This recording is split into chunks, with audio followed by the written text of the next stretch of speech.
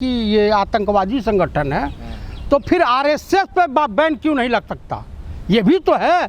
इन्हीं के प्रचारकों ने खुलासा किया है कि आरएसएस के कैंपों में जो आरएसएस के स्वयंसेवी सेवक हैं उनको बम बनाने की ट्रेनिंग दी जाती है। किसके खिलाफ दी जाती है भैया बम बनाने की ट्रेनिंग? कहाँ विस्फोट करना चाहते हैं? क्या ये नक्सली हैं? क्या ये आतंकवादी संगठन है? इस पे भी बैन होना चाहिए। इनको पैसे कहाँ से आते हैं? इनको फंडिंग कहाँ से होती है?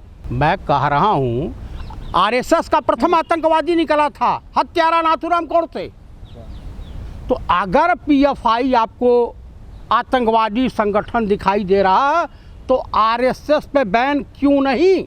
इस देश में गोडसे की पूजा होगी। अभी योगी आदित्यनाथ की जिंदा मूर्ति लगा दी गई है जमीन कब्जा करने के लिए। देखिए आरएसएस वाले क्या करते हैं, सरकारी ज़मीनों पर अवैध कब्जा करने के लिए इस तरह के अनेकों तरह के षड्यंत्र करते रहते हैं। अच्छा, यदि पीएफआई पर प्रतिबंध लग रहा है, आरोप लग रहा है कि टेरर फंडिंग हुई है देश देश से, चंदे का इन्होंने हिसाब नहीं दिया, तो दिक्कत क्या सर आपको? आरएसएस से हिसाब मांगती है सरकार, मांगने में इसको क्यों शर्म लग रही है? आरएसएस से भी मांगे। पुलवामा पे अटैक किसने करवाया उसका भी बतावे, खोले। सीआरपीएफ के 45 जवान मारे गए थे, उसका तो आज तक खुलासा हुआ नहीं। पेगासस पे क्या बात करेंगे पीएम? लेकिन 5 साल के लिए केवल प्रतिबंध लगाया है सर। भाई साहब प्रतिबंध लगामे अगर सच्चाई है उसमें तो लगा देना चाहिए, लेकिन यह है कि आरएसएस भी उसी कटघरी में है, उस पर भी बैन क्यों नहीं? अरे भाई कुछ दिन में खतना करवाएंगे, नमाज करेंगे और हज पे चले जाएंगे। कौन? मोहन भागवत। अच्छा, आप क्या समझते हैं वो नकली ब्राह्मण है? ओरिजिनल ब्राह्मण तो है नहीं। हाँ, तो जो इलियासी जैसा व्यक्ति उनको राष्ट्रपिता ही बताएगा। मूर्ख को मूर्ख है राष्ट्रपिता दिखाई देता है। कुछ लोग कह रहे हैं सर कि जो सवर्ण मुसलमान हैं केवल वो ही बीजेपी से मिले हुए हैं। सवर्ण मुसलमान या बैकवर्ड मुसलमान बीजेपी भली बात जानती है कि उसके कटे पर सूसू करने को भी तैयार नहीं है। तो मुस्लिमों से का नारा बेच करके, नाम बेच करके, इनको भला बुरा कह करके इनकी दुकानदारी चलती है। और जितने अमूमन भाजपा के बड़े नेता हैं और जो भी हैं उनके दामाद तो अमूमन मुस्लिम ही पाए जाते हैं।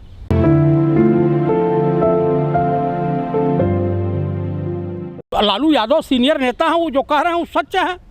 उसमें सच्चाई है। इतना बड़ा सीनियर नेता 77 में पहली बार एमपी हुए थे, तो भाई वो साधारण नहीं, उनको जानकारी होगी।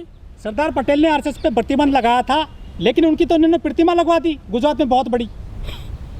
हाँ, वो भी हिंदुस्तान में नहीं बनी, चाइना से बन करके आई। धर्म संसद करते हैं, वहाँ जहर उगला जाता है, वहाँ कोई प्रतिबंध नहीं लगता है, लेकिन पीएफआई पे प्रतिबंध लगा दिया जाता है। भाई साहब चिन्मयानंद का जेल जाना तय हो गया। योगी जी के गुरु हैं, उनको कहाँ तक बचाएंगे? कोर्ट ने कहा इसको अरेस्ट करो। तो ये जान लीजिए सबसे बड़ा अपराधियों की शरणस्थली अगर कोई है तो आरएसएस और बीजेपी है। आरएसएस ही केजरीवाल को पैदा की, लेकिन अन्ना आंदोलन आरएसएस की देन थी। नहीं तो आप बताइए अन्ना को दिल्ली में कौन पूछता था? उसी यहाँ के आंदोलन के बाद महाराष्ट्र बॉम्बे बैठे, 500 आदमी उनको सुनने को तैयार नहीं था। अरे भाई साहब मुख्तार अब्बास नकवी किसके दामाद हैं?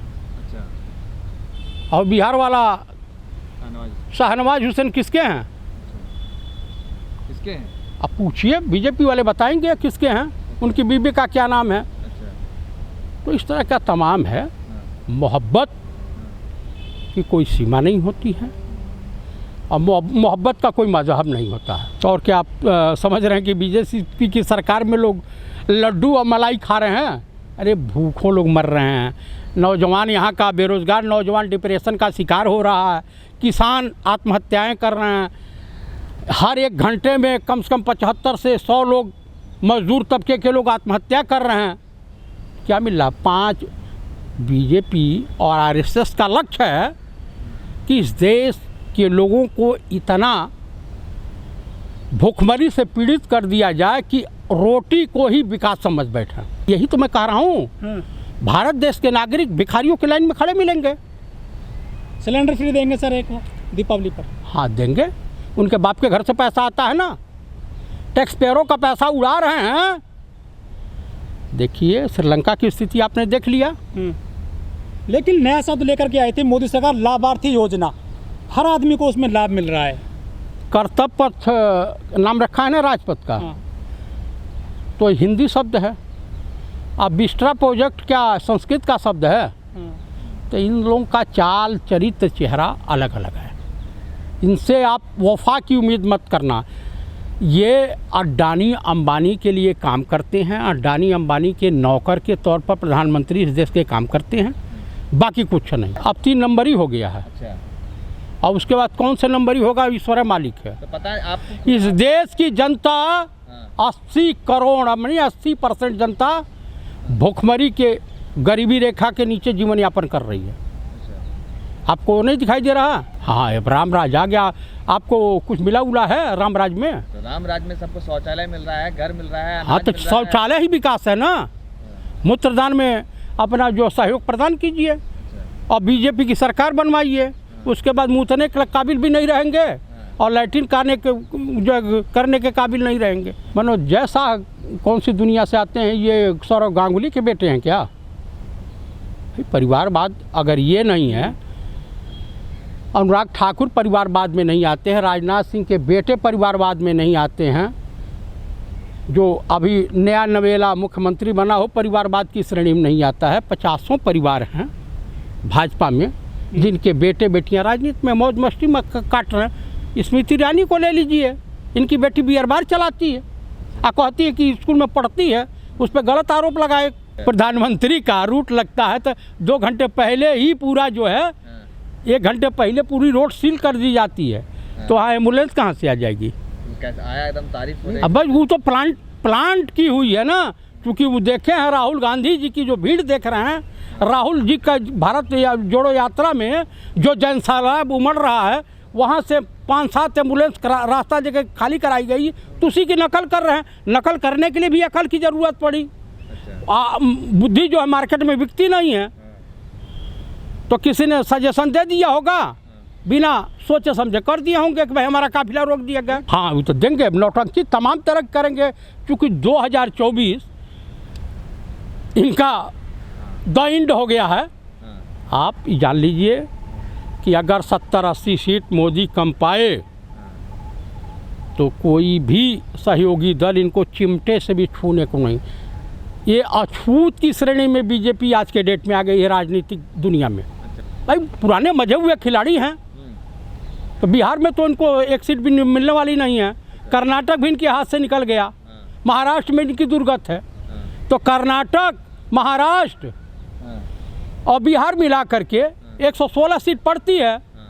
पिछली बार अपने सहयोगियों के बदौलत बीजेपी एनडीए गठबंधन जो है 106 सीटें जीता था, तो अब 106 तो नहीं आ रही हैं, 6 आ जाएंगी। नितिन गडकरी एक संस्कारिक ब्राह्मण हैं। जो ओरिजिनल संस्कारी ब्राह्मण होगा, सनातन धर्म का होगा, उसका ज़मीर होता है, उसके हृदय में गरीबों के प्रति श्रद्धा होती है, दया होती है, और वो अपने उनके माता पिता के द्वारा जो संस्कार मिला हुआ है वो कर रहे हैं।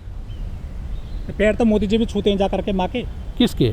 मदर के। हाँ, तो उनके संस्कार और गडकरी जी के संस्कार में देख लीजिए, हिंदुस्तान में एक ही मोदी सरकार में मंत्री है जो काम कर रहा है, बाकी सब तो मौज मार रहे हैं। वो है नितिन गडकरी, संस्कार इसको कहते हैं। तभी बन रहे हैं हाईवे ये। और क्या, लेकिन टोल बहुत लग रहा है। अब लग रहा है तो लग रहा है।